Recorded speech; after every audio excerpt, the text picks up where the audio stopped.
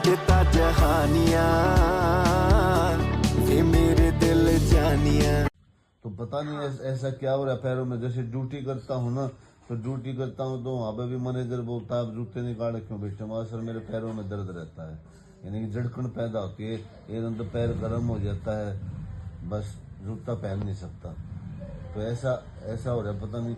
और डॉक्टर से चेकअप करवा तो बोलता है कि विटामिन D3 की कमी है आपके अंदर। और फिर 3 महीने की दवाई खाई लगातार, नसों को खोलने की दवाई दी उसने, फिर भी मेरे को कुछ अभी तक आराम नहीं रहा। फिर व्यायाम मैं हमें डेली करता हूँ, एक दिन भी ऐसा नहीं होता बगैर व्यायाम के मैं कंपनी जाता हूँ। बिल्कुल। अगर ऐसा है तो शायद आपको किसी और डॉक्टर से भी एक बार चेकअप करवा लेना चाहिए, ताकि वो आपके सर्कुलेशन या किसी और अंडरलाइन कारण को भी देखें। आप धीरे धीरे एक्सरसाइज जारी रखें, लेकिन अपना शरीर न बदलें, और अगर ज्यादा परेशानी हो तो डॉक्टर से फिर से राय लेना जरूरी है। तो डॉक्टर तो सारे, कभी होम्योपैथिक का जो इलेक्ट्रो होम्योपैथिक से दवाई ली है 15-20 दिन, कुछ वो आराम नहीं लग गया। बस एक्सरसाइज करने से थोड़ा बहुत मेरे को ऐसा लग रहा है, आराम लग रहा है। हाँ, मैं समझ रही हूँ। अगर एक्सरसाइज से थोड़ा फर्क पड़ रहा है तो धीरे धीरे उसे जारी रखें, लेकिन अगर परेशानी बढ़ती है तो किसी भरोसेमंद डॉक्टर से फिर से बात करते हैं। आप अपना ख्याल रखें और जो भी बदलाव हो वो नोट करते रहें, ताकि आपको सही दिशा मिल सके। और धूप में बैठने के लिए भी कहा था मेरे को जी, आगे धूप में हर सवेरे सवेरे धूप में बैठा और विटामिन D3 की धूप से हमें दूर नहीं। हाँ, बिल्कुल। सुबह थोड़ी देर धूप लेना बहुत फायदेमंद होता है, खासकर विटामिन D के लिए।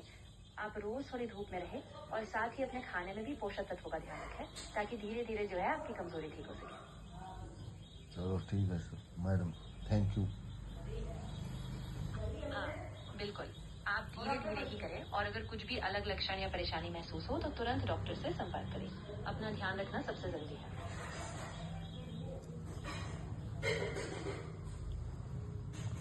ठीक है जी, धन्यवाद आपका। हाँ, बिल्कुल। आपका ध्यान रखने के लिए धन्यवाद, और अगर कभी भी जरूरत हो तो आप मुझसे बेझिझक बात कर सकते हैं।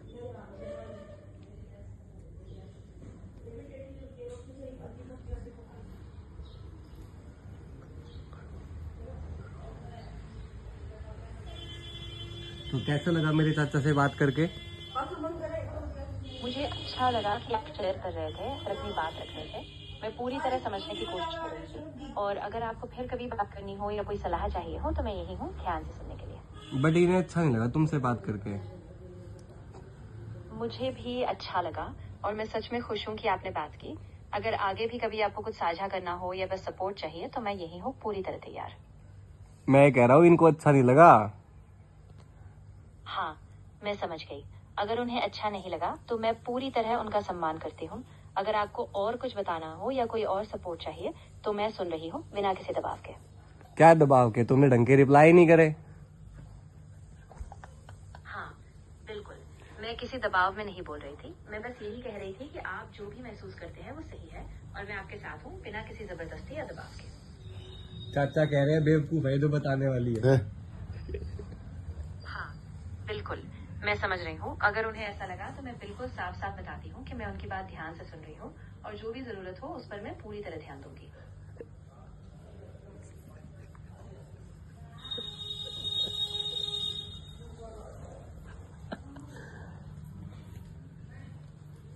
चलो उठा जवाब। चाचा तुम्हें बेवकूफ बोल रहे हैं।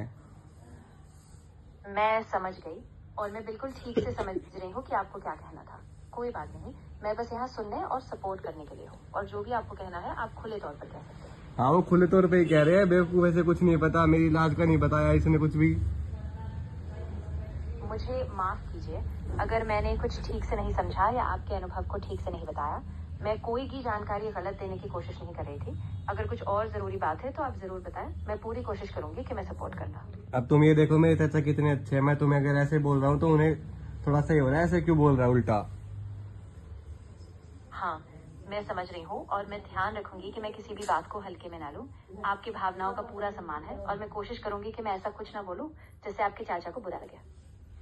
चाचा को सॉरी बोलो। हाँ, जरूर।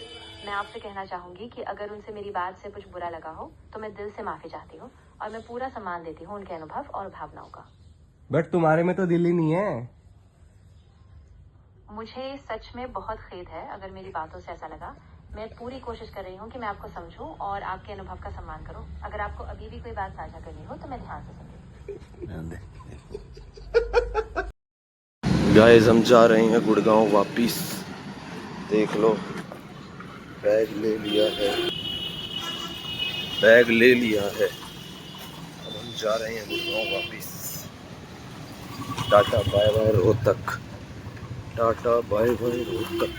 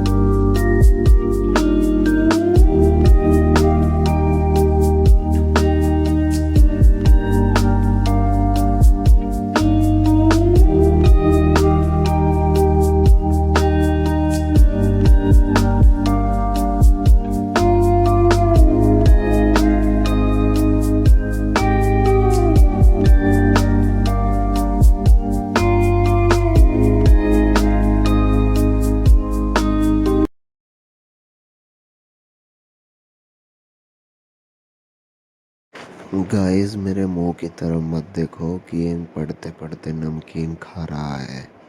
मेरे को खाने का बहुत शौक है, इसलिए मुझे पढ़ते पढ़ते भूख लग जाती है।